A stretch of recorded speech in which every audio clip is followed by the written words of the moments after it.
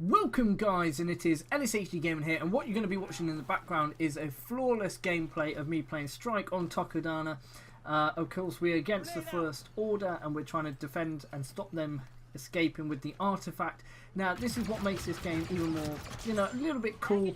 I'm playing very passive. Someone actually said to me, try and get a flawless game, which if you have played in particularly the beta, I don't know when you're going to be seeing this, but if you played the beta when it was released, you will know to go a whole game without dying is extremely hard, especially when you're against the very OP rocket troopers. Now, this is what I tried to do. I tried to play very passive. All I have is my normal weapons, and that's what you can see me using now. And I hope you enjoyed the little gameplay in the background. But let's get straight into the review that I have on the Star Wars Battlefront 2 beta, and what I'm hoping they might change, what I enjoyed about it, going into the full release of the game. So, of course, we're going to start off with the positives. That's how we roll. That's how we always do things, and I always think that's the best way to go. Start with the positives, finish with the negatives. So, some positives are, as you would expect, it is visually stunning. That is no surprise to anybody. If you were surprised that the game looked this good, you're crazy. It's a DICE game. DICE put out flawless visual gameplays. Absolutely wonderful to play from a visual perspective. And it's just really great, and that kind of follows on to the sound. Once again, it's done by DICE. They've nailed the sound in this game. It's wonderful. The music, the weapons, in terms of the sound, the blasters, everything about it. Sound on point, crazy good. Just audios and visuals are just absolutely amazing. From an actual physical gameplay standpoint, the game is pretty good. There's definitely a skill gap between players, which probably wasn't there in the first game. The first game, you could literally run around and just hit fire everybody, and there would be no bullet spread, and it would, it was very effective. That's not the case in this game. If you do aim down sights, you do get a tighter spread, and that will help you when picking up kills. I still hit fire a lot because I'm trying to get used to the game, but there's definitely a distinct skill gap in this game for sure, and that goes on to the heroes. The heroes aren't anywhere near as OP as they were in the last game, which is good, but that's still a negative for me, so I don't want to touch them on that just yet, because they still need a bit of a buff on certain areas, which I'll talk about later on. The maps as well, very good. They play well. The only thing I will say, actually, in particular, since I don't want to forget this, is on this Strike map, when obviously the artifact has to go back to Maz Kanata's base if you didn't manage to get it to the extraction point, the fact that the zones then, and you become out of bounds, I don't like that. Scrap that. The map's small enough. Just let us get back in the zone. Everyone's going to get back in the zone anyway. You don't need to have an out of bounds area in that scenario. Don't like that. Please scrap that, okay? Because it's very frustrating when you're right at the end and then it gets put back to Maz Kanata's castle and you die trying to run back to it because you don't get there in time. Although that did seem to be patched, so there wasn't a time limit on it going back. As I think you will see in a couple of gameplays that I've got in other videos, I was actually coming back from that zone and there was no limit on the time towards the end of the beta. But honestly, the maps play very well. Feed, it's a gradual progression of a little bit of emptiness, and it gets a bit more chaotic, and then it's just completely chaotic in the final stages. So it's a gradual build up. First phase can be a little bit slow in terms of the amount of droids or whatever, clone troopers you run into, but it's not too bad because you do quickly go on to the next stages.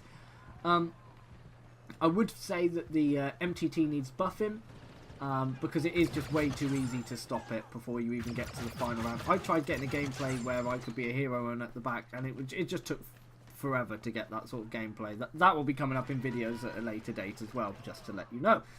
But there are quite a few negatives that I do have with this game. The health seems very, very high. Now you can say that creates a skill gap, but it also means you can be stood in front of someone for 5 seconds shooting and they die before they die, and that's just way too long. Way too long. Drop it down a bit, or buff the guns, because I personally think that the base weapon guns in this game are pretty poor, bar the sniper rifle, which you can then adapt so it shoots 3 bursts, so it basically becomes an automatic rifle. The cooldown on that's very, very sharp. You get 1 kill and you need to reload / cooldown, which is fine because it is that overpowered. But the other base guns in this game just really aren't that nice to play with. Especially when you compare it to rocket troopers and jump troopers. Not so much the Wookiee and the flamethrower, not so much they need to be buffed. The flamethrower I can kill as a normal soldier before I even get killed every single time. It's not even a question. I don't even fear seeing a flame trooper. But I do fear seeing a rocket trooper, because the rocket trooper, the weapon that comes with the rocket trooper in the First Order, especially on this strike game mode, is ridiculous. You just absolutely shred people, which you would have seen if you've watched my 101 kill game. If you haven't, go watch that, go check that out. That was the very first 100 kill game in the Star Wars Battlefront 2 beta anywhere on the Earth. So go out and check that out if you do get the opportunity. But yeah, really those are way too overpowered. There needs to be a nerf on that, or some sort of buff to the base weapons, you know, so you can combat against them, because it is just a little bit stupid. You also notice during this gameplay I keep shooting because I didn't realise that you could actually reload at any point you wanted, just press square. I thought you had to wait till it got right to the end of the cooldown and then the square come up. But I learnt that quickly. But this was got within the first couple of days of the beta coming out, and it's a pretty cool gameplay. So, what other negatives do I have? Oh my goodness. Oh, how can I forget this? The Vanguard. Okay. They call it the Vanguard. Whatever. Scattergun. Blah blah blah blah blah blah blah blah blah blah blah blah blah blah blah blah blah blah. That scattergun thing is ridiculous. Hero, Darth Maul, prime example. I've got this on a video. You'll probably see this video at some point. I'm charging in as Darth Maul. I pick up 1-2, good. I've got 400-500 health. Boom, one shot, dead, instantly. That is ridiculous. There should not be any weapon, I don't care what it is in the game, that could eliminate a hero character. A hero character with 700 health in one shot. Imagine what it will do to the rocket troopers, the jump troopers, the Wookiees, what it will do to every... No. That is way too overpowered. That needs to be fixed. Now, I'm pretty sure DICE and EA know that, and it will be fixed. They're not done. They have been paying attention to this beta. There's a reason that they extended the beta when it was out. It's just a must thing for them to do, because it was just absolutely ridiculous. I couldn't genuinely believe it. But what else is there about this? Oh, yeah. The overtime, especially in Strike, is ridiculous. Now, if you like Star Wars Battlefront and you like Battlefront updates, you've probably heard of Tesco. Now, he did what, based off what other people have been doing, to get a 1,000 kill game in Strike. You hear that and you're like, 1,000 kill game in Strike, whoa! No, you hide the artifact right at the top of Maskanata's castle, and then there's no limit on the overtime as long as you have a teammate holding it. So that game that took him way over an hour to get those 1,000 kills, way 2, 3, 4 hours to get him that game. And it ruins the experience for the other people, so no respect for that gameplay. If you've got that in a general game and you hadn't been exploiting the game to make it so the game mode lasts hours, then fair play, but you haven't. EA, that needs to be changed. There needs to be something where after maybe 2 to 5 minutes of overtime, it then recognises that you still haven't got anywhere, ends the game. You know, it countdowns no matter what at that stage, because you can't have that where the game can just last hours and hours upon end. You'll just have people leave the lobby, then new people join, and then that team leave, and it will just keep going like that for people that want to exploit the game to get these special scoreboards that they can post on Twitter. You know, but, you know, if you get a good game on Twitter, you know, feel free to post it somewhere. Post it on Twitter and stuff. But when you're exploiting the game and the game mode and problems within the game mode itself to get those games, that's not good. Don't do that. Don't be a dick. Don't be Tesco. But yeah, so that really does need to be fixed for the full release of the game. That does. I'm pretty sure that will be another thing that they will sort out. They're not dumb. But it really does come down to this for me. There is a skill gap in this game, but the base, there's such I'm trying to think of the best way to put it.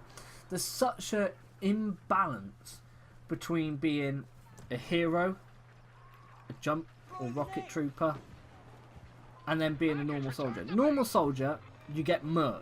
You get absolutely destroyed by everything, and your guns you have, or at least the guns that are in the beta at least. I don't know what about the full game. There might be more powerful guns in the game, but the beta base weapons were pretty crap. Pretty crap. Just going to throw that out there. If you're a rocket or jump trooper, arguably you were better than the heroes. Now, you could play Darth Maul and characters of that nature really, really well and get a 70-odd kill streak, but you'd have to play absolutely perfect. The hero characters are just way too easy to take down, and it's much easier and more effective to be a jump trooper or a rocket trooper than it is to play a hero well. So in a lot of cases, it's actually scarier coming up against a jump and rocket trooper than it is to come up against a hero. You come up against a hero, you're just like, oh, scattergun. That's it. Now, obviously they reintroduced the EE4. EE4? Was it 4? They introduced that EE from the previous game. Wow, that's overpowered. As long as you pick up a kill before the cycle runs out, you can then do that and there's no like refresh, you know, or overheating. It's so overpowered, that knees fixing.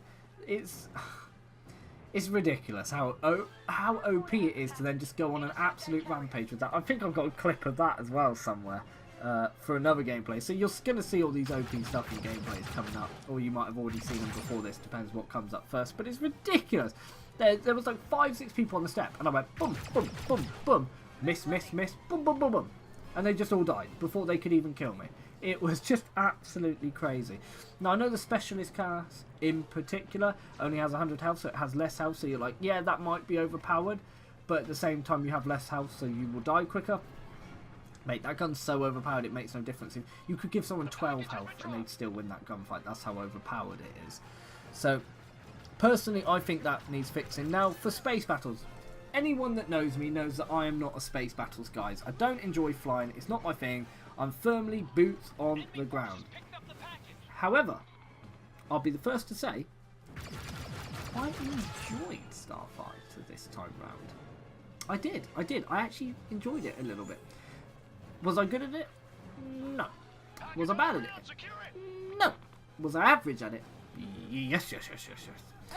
But I do have one gripe with it, and that's the hitboxes. Now, I'm sure you would have heard people talk about that. You can be flying, you know, close to the Star Destroyer or a Silas, and you'll be like, I'm not touching it. And all of a sudden, boom! And you're like, wait, what? Huh? And you know, you could clip it on your PlayStation 4, watch it back, and you didn't even touch. So they do need to fix the hitboxes with that. Another thing, now this doesn't relate to the beta at all, but it's just a little thing to get us thinking. Yoda's in the game. What's his hitbox going to be like? Is his hitbox going to be large? Is it going to be small? Is it going to be the same as a normal trooper? Because obviously he's going to be smaller. So I can imagine him being very OP. And at the same time, you can't have his hitbox bigger than the actual character. So it'll be interesting to see how they work that out. Maybe they make him so he's a slower character, so he's not fizzing around everywhere. Although, if you've seen him in Phantom Menace, Attack of the Clones, Revenge of the Sith, when he gets his lightsaber out, he does whiz round. So what are they going to do? They're going to have him as the old cripple. Not cripple, that's the really wrong word, and I apologise for that. But the old slow Yoda, or the wizard that could go round everywhere at 1,000 miles an hour. Because there was a vast difference, and I'm pretty sure it's going to be the absolutely rapid Yoda. So the hitboxes could be a little bit funky on that. So expect that might be an OP hero to be when the full game is released. We'll have to wait and see. As for the heroes themselves, Maul was obviously just OP against other heroes. I haven't got a problem with that. He's got a double-sided lightsaber, so what do you expect? The only thing is, it basically is whoever hits the hero first wins that battle, because you know, they keep doing what they did in the previous game of the and they can't move anywhere. They're just they're bobbing like someone on ecstasy in a club, like like it, just please fix that, so then at least there's a chance. But the heroes are pretty good. Rey, pretty easy to kill, but once again, every hero is easy to kill the moment that scattergun comes out, so it's hard to quantify is she weak or is she strong. Anyway, that is the gameplay. 30 odd and 0, or maybe 30 and 0. Hope you guys did enjoy it. That was my review on the beta. Let me know what you think down in the comment section down below. And yeah, may the Force be with you.